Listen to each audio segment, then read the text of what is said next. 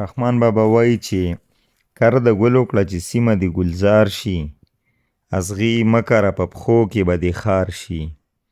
ته چې بل په غشو ولې هسې پوه شه، چې هم دا غشي به ستا په لور ګزار شي. کوی مه کنه د بل سړي په لار کې، چې هم ستا به د کوهي په غاړه لار شي. و هر چاته چې په خوارو سترګو ګورې، لا ړومبی به ستا صورت تر هغه خوار شي. ادمزاد په معنا واړه یو صورت دی، هر چې بل ازاروي هغه ازار شي.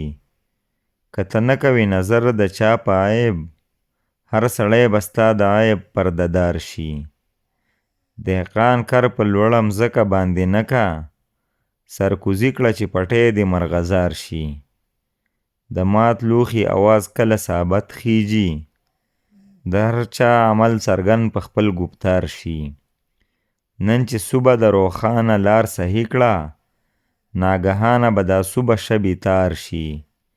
لږ یې مه ګڼه که هر څو ګناه لږ وي، چې لږ لږ و بله جمع کړې بېسیار شي.